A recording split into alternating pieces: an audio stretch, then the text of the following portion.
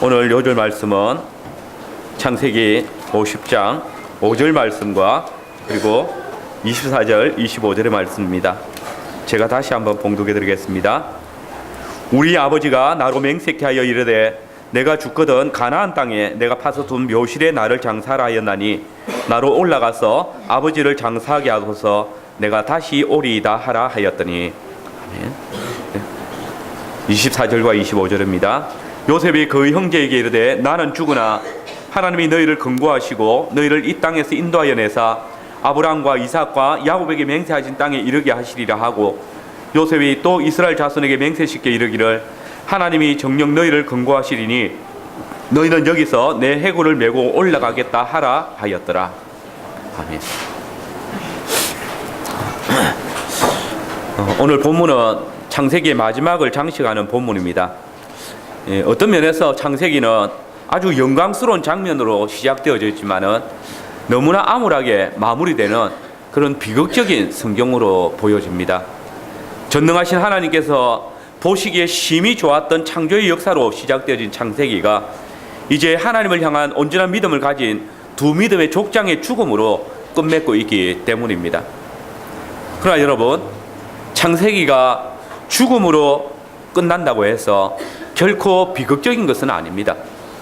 성령님께서는 이 비극적인 것 같은 내용을 통하여서 도리어 처음 세상을 창조하실 때 역사하셨던 그 전능하신 하나님의 언약을 이 말씀 안에 심어두심으로써 이 죽음이 단순한 마지막이 아닌 새로운 시작이고 새 창조의 역사를 가져올 것을 우리에게 보여주고 있기 때문입니다. 오늘 저는 창세기 마지막 장이 기록되어진 두 믿음의 조상의 죽음에 관해서 살피면서 믿음의 조상 야곱과 요셉은 자신의 죽음을 통하여 하나님의 약속을 소망하게 인도하였다라는 주제로 말씀을 전하겠습니다. 그럼 먼저 야곱의 장래 행렬이 보여준 약속의 소망은 무엇입니까? 그것은 바로 우리가 나아가야 할, 우리가 소망하는 본향이 있다는 것입니다. 야곱이 애굽으로 들어갈 때는 그의 나이 130대입니다. 그는 하나님의 약속을 듣고 모든 가족을 이끌고 애굽으로 들어가서 요셉과의 감격적인 제의를 하게 됩니다. 그리고 애굽의 세속 문화와 우상으로부터 멀리 떨어져 있는 고센 땅으로 가서 정착을 하게 되고, 그곳에서 야훼 하나님 한 분만을 섬기는 이스라엘의 정체성을 잃지 않으면서 큰 민족으로 자랄 수 있게 되는 배경을 가졌습니다. 그리고 거기서 17년을 더 살다가 147세에 죽었습니다. 그때 야곱은 아들들을 다 불러놓고 그들의 앞일들에 대해서 일일이 복을 빌고 또 예언을 했는데, 곧 이스라엘 민족의 장래에 대한 예언이었습니다. 그리고는 야곱이 요셉에게 미리 당부했던 장사에 관한 마지막 유언을 아들들에게 남깁니다. 그 유언이 무엇입니까? 곧 자신의 시신을 아브라함과 이삭이 장사되어져 있는 헤브론 마므레 상수리의 나무와 막벨라 굴 앞에 묻어달라는 것입니다. 야곱의 장례식은 애굽에서 매우 성대하게 치러진 후에 야곱의 유언을 따라 그의 시신이 가나안 땅 아브라함의 묘실에 안장되었습니다. 그러면 여러분, 야곱은 왜 자신의 시신을 이 땅, 곧 애굽에 묻어달라고 하지 아니하고 자신이 떠나온 이역만리 가나안 땅에 묻어달라고 하는 것일까요? 사람이 죽으면 고향을 그리워한다는데 야곱은 과연 고향이 그리워서 죽은 후에라도 고향 땅에 묻히기 위해서 그렇게 유언을 한 것일까요? 그러나 결코 그렇지 않습니다. 그의 유언은 창세기 43장에 가나안 땅을 떠나서 애굽으로 올 때에 하나님께서 주셨던 약속, 곧 내가 너로 거기서 큰 민족을 이루어 다시 이 땅으로 올라오게 하실 것이다 라는 그 약속을 확신하였기 때문에, 자기 할아버지 아브라함에게 주셨던 그 약속, 곧 내 자손이 이방이 객이 되겠지만은 4대 만에 큰 재물을 이끌고 다시 이 땅으로 돌아올 것이라는 그 하나님의 약속을 믿음으로 그의 신앙 고백으로서 가나안 땅에 묻어달라고 유언한 것입니다. 여기서 우리가 한 가지 주목할 사실은 야곱의 장래 행렬이 가나안 땅에 들어갈 때에 거쳐온 길입니다. 이 장래 행렬은 직선도를 택하지 아니하고 굳이 요단강을 통과하는 코스를 택했습니다. 여러분, 고센 땅은 나일강 하구, 그 삼각주가 있는 곳에 있습니다. 그리고 거기서 가나안 땅을 가는 것은 해변로를 따라서 바로 가나안 땅으로 들어갈 수 있습니다. 그러나 10절과 11절 말씀을 우리 같이 한번 읽어보겠습니다. 10절, 11절 같이 읽어봅시다. 그들이 요단강 건너편 아닷 타작마당에 이르러 거기서 크게 호곡하고 애통하며 요셉이 아비를 위하여 7일 동안 애곡하였더니 그 땅 거민 가나안 백성들이 아닷 마당의 애통을 보고 가라되 이는 애굽 사람의 큰 애통이라 하였으므로 그 땅 이름을 아벨 미스라임이라 하였으니 곧 요단강 건너편이라. 여기서 이 아벨이란 말은 호곡이 즉 애통한다라는 말이고, 미스라임은 애굽 사람들을 일컫는 명칭입니다. 여러분, 지도가 있으시면 한번 보십시오. 해변길이 가장 안전하고 가장 빠르고 또 큰 대로가 있는 곳입니다. 그런데 야곱의 장래 행렬은 가나안 동편을 돌아서 요단강을 건너서 이렇게 들어갑니다.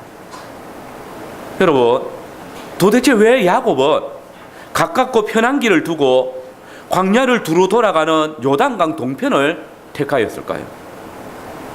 여러분, 이 장래 행렬이 지나간 길은 바로 훗날 야곱의 자손인 이스라엘이 약속의 땅에 들어갈 때에 거쳐가는 바로 그 행로였던 것입니다.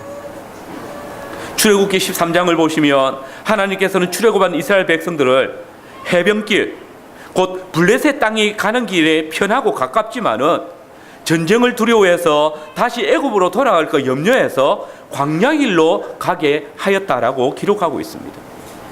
그런데 이 길은 이미 400년 전에 그 조상 야곱의 장래가, 곧 이스라엘의 장래 행렬이 약속의 땅으로 들어갔던 바로 그 길이었던 것입니다.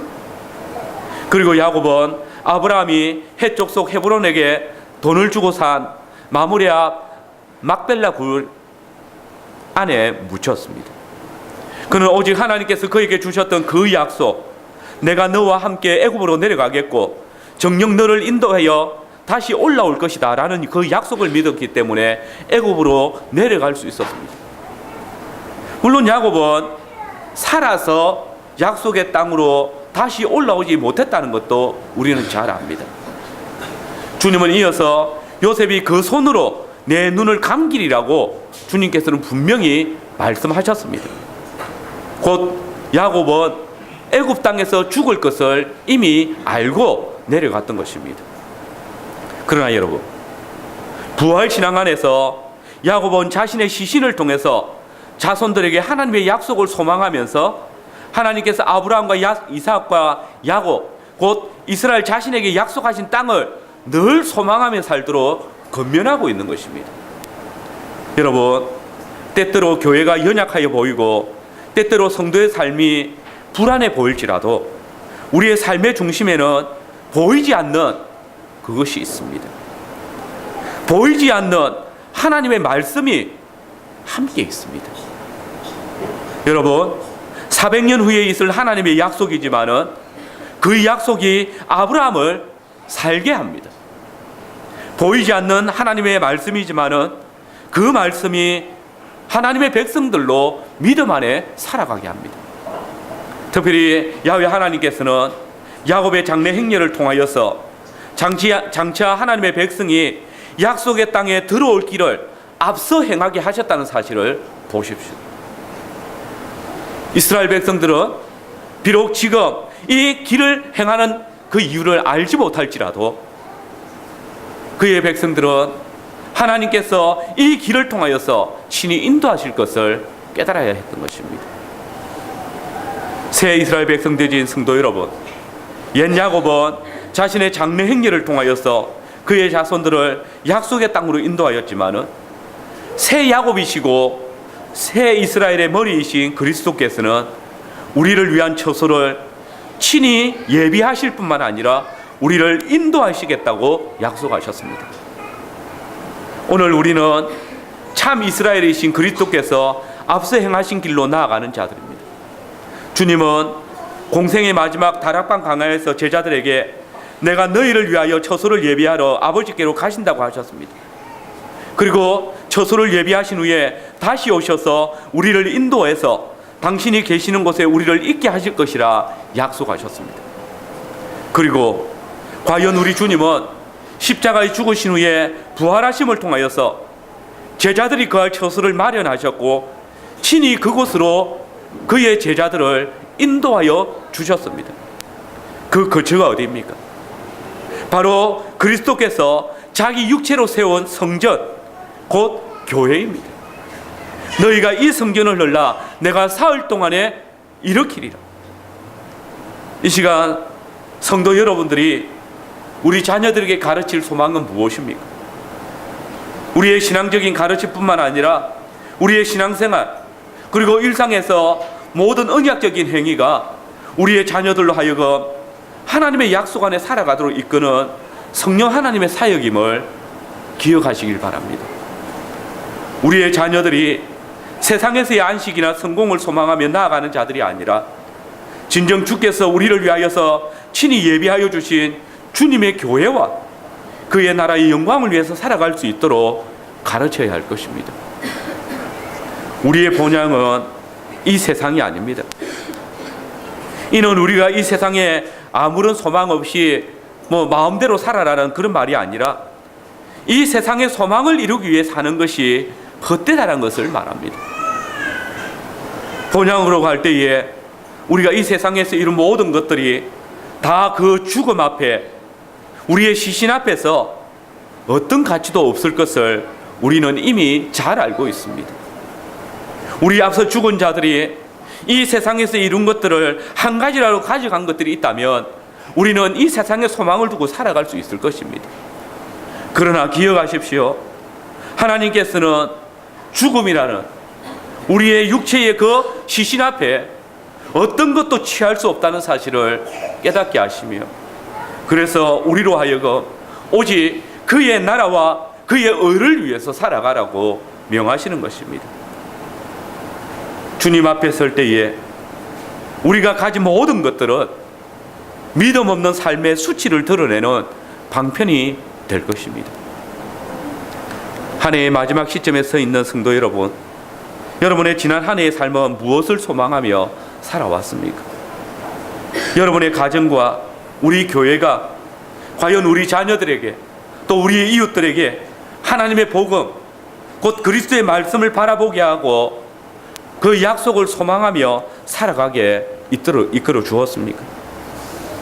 야곱의 장래 행렬이 주님의 약속을 소망하며 앞서 약속의 땅을 걸어가셨듯이 말씀이 육신이 되신 우리 주 예수 그리스도께서 우리 앞서 아버지 집에 처소를 예비하시고 우리를 선한 길로 인도하여 주신 것처럼 이제 우리가 우리의 자녀들에게 우리의 이웃들에게 그리스도 안에서 죽음에서 부활한 우리의 믿음의 행보를 통해서 모든 이들에게 주의 약속의 나라를 소망하며 살아갈 수 있도록 이끄시기를 바랍니다. 두 번째로 요셉이 자기 뼈로 기념하게 한 약속의 소망은 무엇입니까? 그것은 바로 하나님께서 반드시 이스라엘을 약속의 땅으로 인도하실 것이라는 그 사실입니다.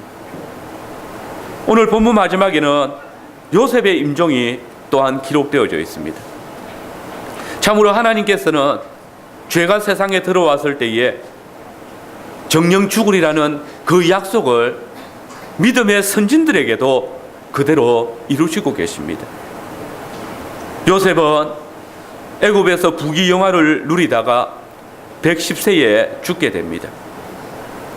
그런데 이상한 것은 애굽의 총리까지 지낸 요셉 역시 자신의 뼈를 가나안 땅에 묻어달라고 유언하는 것입니다. 우리 24절 25절 말씀도 같이 읽겠습니다. 요셉이 그 형제에게 이르되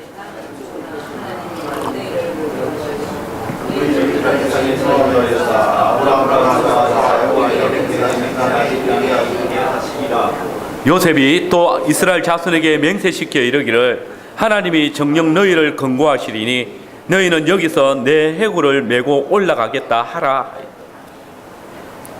여기서 우리의 주목을 끄는 것은 요셉이 죽기 전에 자기 형제 이스라엘 백성들에게 장차 하나님께서 너희를 권고하시고 반드시 약속의 땅으로 인도하여 주실 것이다 라고 말한 사실입니다. 그리고 그때가 언제인지 모르지만은 분명히 우리를 이 땅 애굽에서 인도하여 내셔서 우리 조상들에게 주시기로 약속한 땅으로 인도하실 것이라 고백하면서 그때 너희가 내 해골도 메고 올라갈 것을 맹세하라고 말하는 것입니다. 솔직히 까놓고 생각해 보면 요셉에게 있어서 가나안 땅은 염증이 느껴지는 땅입니다. 어릴 때 자신을 미워하는 형들에 의해서 외로움을 느껴야 했던 땅입니다. 형들이 자신을 시기하고 애굽의 종으로 팔았던 땅입니다. 그러나 애굽은 그가 80년 이상을 부귀영화를 누리게 해주었다. 또 지금 모든 사람들이 자신에게 머리를 조아리고 존경을 표하는 땅입니다. 어떤 면으로서든지 애굽에 묻히는 것이 요셉에게 훨씬 유리한 선택이 아닙니까? 그러나 여러분, 그는 자신의 해골을 이 애굽 땅에 장사하지 말고 잘 보관하였다가 하나님께서 경고하셔서 너희로 출애굽하게 하는 날, 그 날에 아브라함과 이삭과 야곱에게 맹세하신 땅으로 메고 올라갈 것을 부탁하는 것입니다. 24절을 다시 보십시오. 나는 죽으나 하나님이 너희를 경고하시고. 여러분, 여기에 엄청난 약속이, 고백이 숨겨져 있습니다. 요셉은 하나님께서 장차 너희를 경고하실 것이라 선언합니다. 애굽의 총리를 지낸 내가 너희를 경고한다라고 하지 아니하고 하나님께서 너희를 경고하신다고 말합니다. 야곱이 약속의 땅을 보지 못하고 죽은 것처럼 요셉 역시 약속의 땅을 보지 못하고 죽음을 맞이합니다. 요셉에게 이 유언을 들었던 그 형제들이나 야곱의 후손들도 다 애굽에서 죽습니다. 유한한 인간의 생명은 그의 죄의 값으로 죽음으로 모든 것이 끝나고 마는 것입니다. 그러나 보십시오. 400년이 지난 후 이스라엘이 4대 동안 애굽에 종살이를 하면서 하나님의 약속을 잊고 있을 그때에 아브라함과 이삭과 야곱에게 약속하셨던 야훼 하나님께서는 그 약속을 잊지 않고 계셨습니다. 그리고 야곱과 요셉이 분명하게 확신하였던 것처럼 그 언약을 기억하사 그 백성을 건념하셨습니다. 하나님이 너희를 경고하시리니 라고 하였던 그 요셉의 말처럼 하나님께서는 친히 이스라엘 백성들을 경고하시고 건념하셔서 그들을 이 땅에서 인도하여 내사 아브라함과 이삭과 야곱에게 맹세하신 땅에 이르게 하셨습니다. 기억하십시오. 하나님의 약속은 인간의 믿음이나 확신에 매여 있는 것이 아니라 하나님 당신이 친히 이루어 가시는 것입니다. 요셉은 바로 이 사실을 자신의 형제들과 후손들에게 경고하고 있는 것입니다. 자신의 육신은 비록 가나안 땅에 들어갈 수 없지만 자신의 해골이 그곳에 옮겨감으로써 믿음으로 가나안 땅을 소유하기를 바라고 있다는 것입니다. 그리고 그의 후손들이 지금 살고 있는 이 비옥한 애굽, 곧 고센 땅에 마음이 사로잡혀 사는 것이 아니라 오직 하나님의 약속하신 그 땅을 바라보며 믿음으로 살아가도록 권고하고 있는 것입니다. 요셉의 유언을 들은 형제와 후손들은 야곱이 굳이 멀리 가나안 땅 막벨라 굴에 가서 묻힌 의미와 그리고 요셉이 형제들에게 먼 훗날 잊지 말고 하나님께서 너희를 경고하셔서 너희로 아브라함과 이삭과 야곱에게 맹세하신 땅으로 인도하여 들으실 때에 나의 해골을 메고 올라가서 그 약속의 땅에 묻어달라고 한 유언을 생각하면서 항상 그 뜻을 새겨야 했을 것입니다. 고센 땅이 아무리 풍족하고 좋아도 여기는 우리의 땅이 아니다. 우리는 여기서 애굽화 되어지고 애굽 사람처럼 되어서는 안 될 사람들이다. 우리는 소수이지만은 점차 민족을 형성하게 될 것이고 하나님의 약속의 때가 되면 이 땅에서 자유와 해방을 얻게 될 것이고 새로운 땅을 향하여서 하나님께서 우리에게 약속하신 땅을 향하여서 가게 될 것이라는 것을 늘 생각하고 살아라고 야곱과 요셉은 자신들의 시신을 통하여서 이스라엘 백성들을 권고하고 있는 것입니다. 그리고 그 유언은 오랜 세월이 흐른 후에 성취되어졌습니다. 출애굽기 13장 18절 19절 말씀입니다. 여러분 같이 한번 읽어보겠습니다. 출애굽기 13장 18절에서 19절의 말씀입니다.